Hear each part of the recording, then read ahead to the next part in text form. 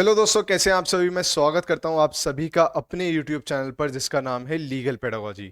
तो दोस्तों, आज की इस वीडियो में ना तो मैं आपसे ये बताने वाला हूं कि एक दिन में सीयूईटी कैसे क्रैक करें या आखिरी दिन की स्ट्रैटेजी आप क्या रखें, ऐसे पढ़ाई करें वैसे करें।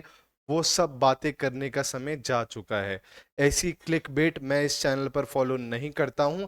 खाली वो ही जेन्युइन चीज़ें आपके साथ शेयर करता हूं जो मैंने अपने एक्सपीरियंस से सीखी है। तो दोस्तों, आज हम जानेंगे कि किन किन बातों का आपको ख्याल रखना है कल के सीयूईटी एग्जाम में, और अगर आप इसको फॉलो करेंगे तो मैं आपको ये श्योरिटी देता हूं कि आपको बहुत बेनिफिट मिलेगा एग्जामिनेशन में। तो दोस्तों, पहली बात आपको क्या ध्यान में रखनी है? पहली बात आपको यही ध्यान में रखनी है कि आपको सेंटर समय से पहले पहुंचना है। अगर आप अपना एडमिट कार्ड देखेंगे तो उसमें बताया गया है कि 3:15 आखिरी वक्त है जब तक आप एग्जाम सेंटर में पहुंच सकते हैं। पर आपको 3:15 नहीं पहुंचना है, आपको 2 से ढाई तक पहुंच जाना है। 2 बजे से लेकर 2:30 तक के समय के बीच में पहुंच जाना है।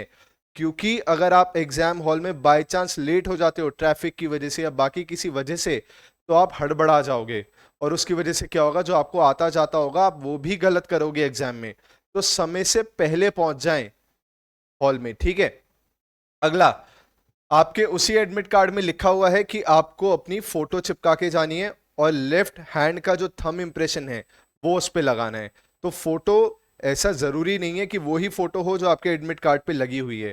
कोई और भी अगर आपके पास फोटो है तो आप वो भी लगा सकते हैं, और लेफ्ट हैंड का थंब इंप्रेशन भी लगाना है। और एक जगह पे साइन का भी ऑप्शन लिखा है, वो साइन आपको करके नहीं जाने हैं, वो एग्जाम हॉल में ही आपसे करवाए जाएंगे।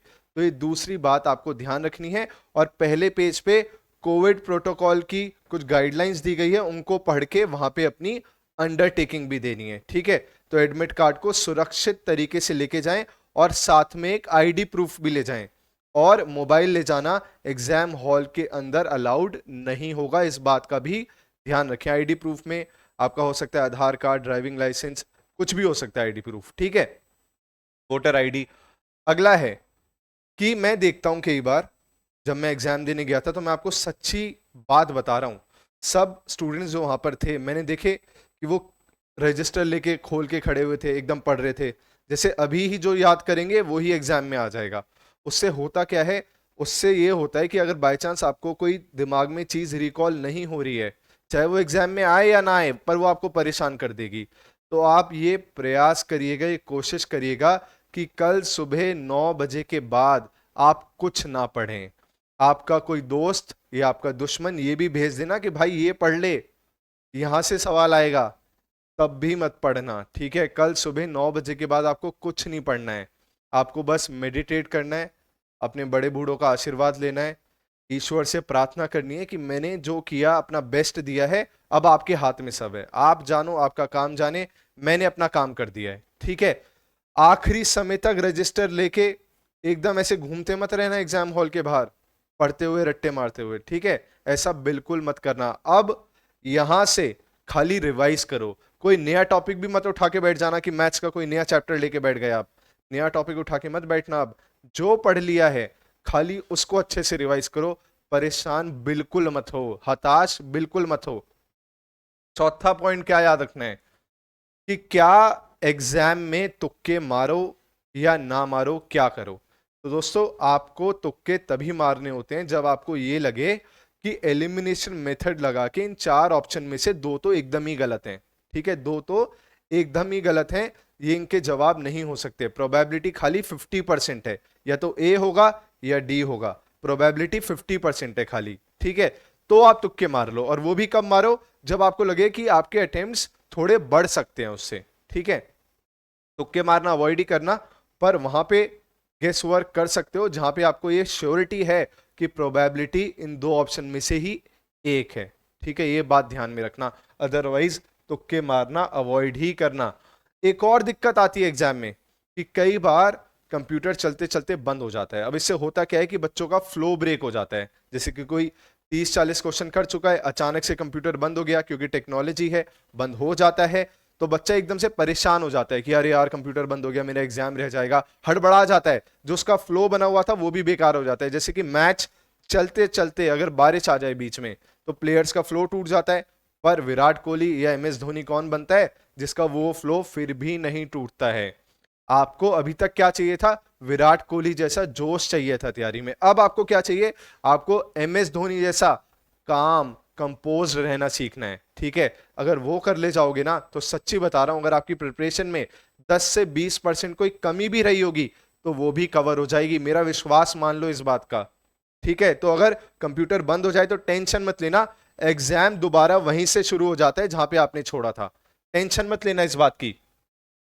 अगला पॉइंट क्या है कि ऐसा होता है एग्जाम में, जब आप एग्जाम देने बैठते हो तो पहले के कुछ सवाल ऐसे हो सकते हैं कि आपको आते ही ना हो, आप एकदम से परेशान हो जाओ कि यार ये सवाल नहीं बन रहा, वो सवाल नहीं बन रहा, ये सवाल नहीं बन रहा, तो आपको टेंशन हो जाएगी। तो पहली रीडिंग जब आप पेपर की देते हो ना तो पहली बारी में पेपर पूरा बना ले जाओ, 100 के 100 क्वेश्चंस बना ले जाओ, बोलो कोई नहीं यार, नहीं आते ना, जो आते हैं वो अटेम्प्ट करता हूं। ठीक है, आगे आगे रिव्यू मार्क करते हुए आगे आगे आप चलते रहो। एक रीडिंग आपने पेपर की पूरी दे दी और वो सवाल बना लिए जो आपको 100% आते थे। अब क्या होगा, अब आपका कॉन्फिडेंस बढ़ चुका होगा। अब जब आप दूसरी बार पूरे पेपर को अटेम्प्ट करने आओगे ना, मेरा विश्वास मानना, आपसे वो सवाल भी बनने लगेंगे जो आपको लग रहा था आपको नहीं आते हैं। क्योंकि पहली बार जब पेपर को देखते हो तो एक प्रेशर में होते हो, उस प्रेशर की वजह से सवाल भूल रहे होते हो। पर जब एक बार पूरा पेपर देख लेते हो, बना लेते हो क्वेश्चंस, तो कॉन्फिडेंस आ जाता है और वो कॉन्फिडेंस फिर दूसरी रीडिंग में आपको सवाल बनाने में मदद करता है। ये सारे प्रैक्टिकल एक्सपीरियंसेस आपको बता रहा हूं, ये हकीकत है, ये किसी किताबी ज्ञान नहीं दे रहा हूं या कोई ऐसा यूट्यूब से उठा के वीडियो नहीं दे रहा हूं संदीप महेश्वरी वाली की भैया ये कर लो तो ये हो जाएगा वो हो जाएगा।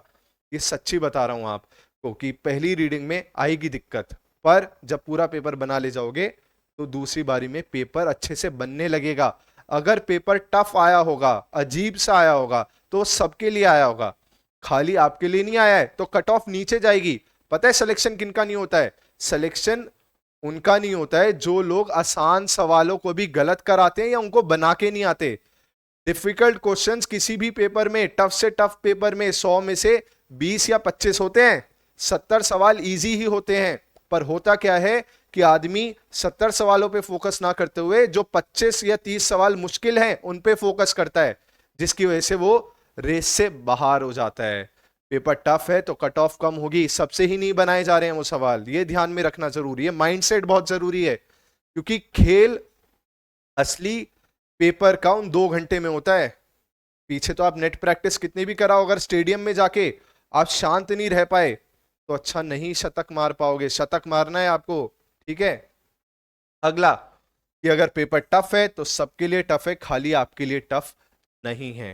काम कंपोज होके अपने आप को कूल डाउन करके ये सोचकर कि भाई ये एक पेपर मेरी जिंदगी नहीं बनाता है, ठीक है, मैंने बहुत अच्छे से तैयारी की है, अब जो ईश्वर करेगा वो बेस्ट ही करेगा। ठीक है, क्योंकि असलियत में जो ईश्वर करता है, आज से कुछ साल बाद आपको ये रियलाइज होगा कि ईश्वर जो करता है वो बेस्ट करता है। God has his own plans, वो विजनरी है, हम लोग विजनरी नहीं हैं।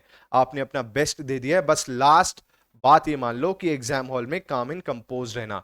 आज या कल सुबह एक लाइव सेशन रखूंगा यूट्यूब में आप लोगों को मोटिवेट करने के लिए और कुछ डायरेक्शंस देने के लिए, तो उसमें भी जुड़िएगा।